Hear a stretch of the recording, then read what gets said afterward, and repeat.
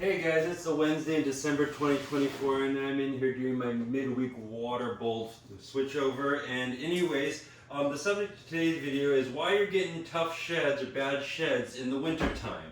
And it's a really common thing, and I was reminded that this is an issue because I got my first little bit of a crusty shed out of an Amazon tree boa recently, and so I was like, oh, that's time to start doing some things about my moisture. And also I've been getting some questions from people who I think are running into some similar issues. And so, hey guys, don't despair. A bad shed here and there is just part of keeping, and it's easy to deal with. I'll just tell you, I posted some videos about how to fix bad shed. My favorite way, if you ever get a crusty bad shed, is to just take the animal and get a size appropriate to it. So for like a small animal, something like this, and I get a bunch of rough, scratchy towels, like terry cloth towels, or I use these they're like automotive shop rags. I use them for cleaning. And I put a pile of them in here, and I get them super saturated wet with some nice warm water, body temperature water. And I make a mound of sopping wet towels in here, and maybe a half-inch of water. I'll put the animal in here. I'll put it over inside their cage to keep them warm, and I'll leave it for a couple hours. And the roughness of the towels and the moisture usually helps them get it off. A couple cycles of that will usually take care of any bad sheds. So beyond that, if you're having chronic bad sheds, so that they're shedding poorly every time, or you have a bad shed and it's like impossible to get off, you need to start looking at either your husbandry and or your internal hydration of your animal for health reasons. So that's just something I'll tell you. But anyways, back to the subject today. The reason people have tougher sheds in the winter is because the conditions in which you're keeping are both climatically drier and drier in an absolute humidity sense. And so that's really important to understand both of those factors that are going on to help you understand what to do about it. So what do I mean by climatically dry? I mean in the winter time, the ambient conditions of your house and the outside are just drier than in the summertime. So in Maine, in the winter, the cold air, there's not a lot of moisture in it, then we're running furnace heat here and it's drying things out. And it's just a much drier time. I have a hard time with my hands in the winter with lotion and whatnot. I run a humidifier in the house. So that's one reason why you're having tougher sheds in the winter. So what to do about that is to run a household humidifier to benefit man and beast. I will tell you that in Maine, if I didn't run a humidifier in the house, I'd be suffering too. In these rooms, my humidity is actually moderated by the fact that I have a big turtle tank in here releasing water. So that's what I do in here, but you could also just run a humidifier. I prefer evaporative humidifiers to cool mist humidifiers. If you've been paying attention to humidity and thinking about it a lot, you might understand why. But the basic reason why an evaporative humidifier is better than a cool mist one is that it will not over humidify. So a cool mist humidifier will just keep sending out moisture. Even if it's past 100%, you'll start to make a dripping mess in your rooms. But if you have an evaporative humidifier, you can only hit 100%, and then it will stop humidifying. So that's just a point I make. So understanding that you are climatically and ambiently drier, and so you get your humidifier, and you're like, great, now I'm back up to 70% humidity, and I shouldn't have any problems. Well, why the heck am I still having problems shedding? I'll tell you why. Because when we talk about humidity as a percentage value, we're talking about humidity in terms of relative humidity. So relative humidity, you've heard me say this before, and I'm just trying to get, just keep repeating and repeating and repeating. Let's see if I can do this without getting myself bit. Ooh, spill water or get bit. Let's see. Guys, that's just part of keeping. These nippy little children's pythons are tough on you. But anyway, so what we're talking about, relative humidity. Relative humidity, humidity given as a percent value, which is what we're always talking about in reptile keeping, is relative to the temperature, meaning warmer air can hold more moisture than cold air. And so the other way to discuss humidity is in an absolute sense. So relative humidity is discussed as a percentage base relative to its total saturation ability, or its total ability to hold water. So 70% humidity at a certain temperature, that air is 70% saturated with water, if that makes sense. It had 30% more, it would be at 100% humidity, and it would be condensating onto the ground. Whereas in an absolute sense, it's articulated in grams of moisture per meter square. So that might be, this would be very wet, but like 20 grams of water per cubic meter of air volume. That would be very wet. That would be expressing an absolute humidity sense. So if you're starting to think about it, and you're starting to think of this line of thinking that I'm walking you down, I'm hoping you're stepping over the threshold to understanding the interplay of these humidity things. So here you are in the winter time, you're ambiently drier, so you say no problem, and you put the humidifier in and you get yourself back up to that same 70% humidity that you were at in the summertime. You're like, that's awesome possum. But here's the deal. Your room is probably cooler. I will give you some real world value numbers, but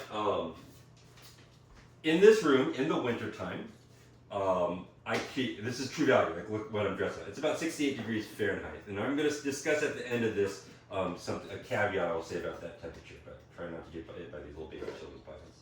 Awesome little critters. But anyways, what were we going back? It's 68 to 70 degrees in this room in the wintertime. And if you think about 70% relative humidity at 68 degrees, which is a real realistic number to see in here, that could be articulated as 12.1 grams of water per cubic meter of air.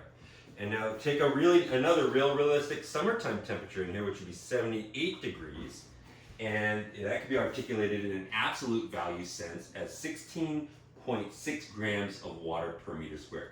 So in other words, 70% at 68F is about 12 grams of water per meter cube, and at 70% at 78 is about 16.5 grams of water per meter cube, or it's got about a third more moisture at 78. The air has about a third more moisture in it at 78 degrees than it does at 68 degrees. So even if you moderate your humidity with a humidifier, even if you are at the same relative humidity, you may still have shedding issues. I don't have shedding issues.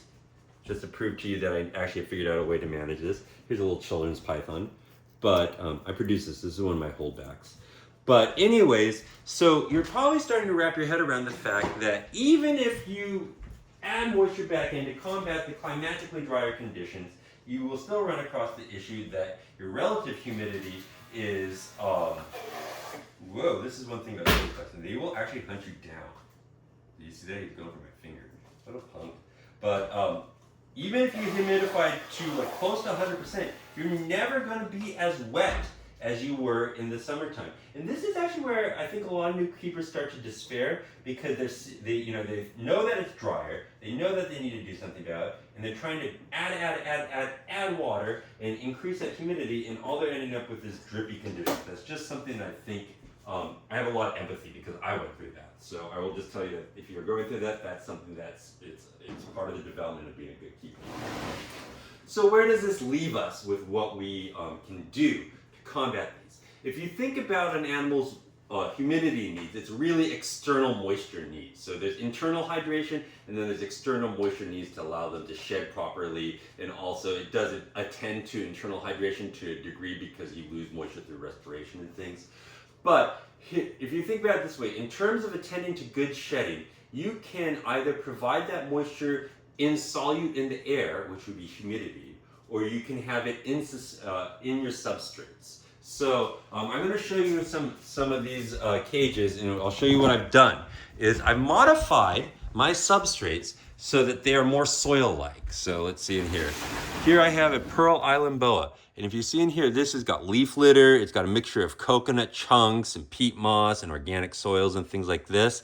And it's going to hold a lot more moisture than just coconut chunks. I actually released a video called Blending Your Substrates and Living Substrates. I released it recently, but that talks in depth about how I did this. So this is just trying to get you over that threshold of thinking. But if you look in here, this is you have much more ability to sink moisture into here than you would even into coconut chunks. People think coconut chunks are the bee's knees for moisture, and it's not bad, it's good, but it just does not hold near the amount of moisture. I can put about a half gallon into each one of these and of water with this type of substrate in here, and it will just hold it. If I put a half gallon of moisture into coconut chunks alone, it'd be a puddle of water on the ground. So what this more soil-like texture allows me to do is it allows me to put more moisture into the substrate, it holds it there longer, it releases it more slowly, and it allows the animal to bury it. I don't know if you see the behavior of animals. When you put animals into a substrate like this, it's pretty darn profound.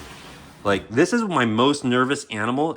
I'm not gonna go hunting for it because it'll stress itself out and it'll bite me. But look, if you talk about hide boxes, 2 hides per cage. This is a giant hide for it. It's just much better for it psychologically, and it allows these animals to get down into the moisture. If you notice, like this one just shed, so it doesn't need the moisture as much, but it's sitting on top. But these are going into shed. Up here, these are longicauda boas. Sorry, camera work. And they're deep down, they're just sitting in it. I don't know if you can see it. Sorry, this is probably terrible, but they're just sitting in it.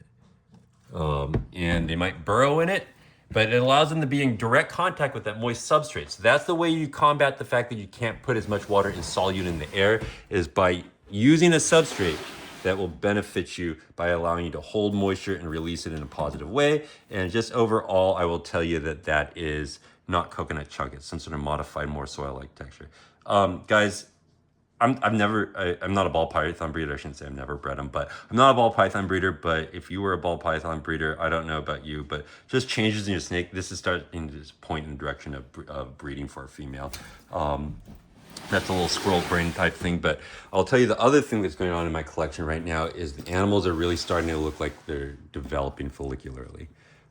So that's just me going off and showing you animals, but all these animals are starting to look like they're going into their wintertime valleys, and part of me attending that healthfully is to also make sure that you are attending to humidity with a soil-like blend or something that will hold a lot of humidity. Like you see in here, we have humid hide boxes, and they're contained moistures, because I don't want to be spraying this cage or releasing all that moisture all the time, because it's drying my substrate out, which means I have to go in and re-wet it more frequently. And also, if you remember, I can't hold as much water in the air, it's more likely a drippy mess. So this is just a big picture idea I tell you, is that it makes sense why you're having trouble shedding in the winter, and it's because it is drier. And the way to do that is to rely less on suspended dissolved moisture in the air and to rely more on your substrates and an animal's ability to access that subterranean microclimate. So I hope that helps you guys. Take care. Bye-bye.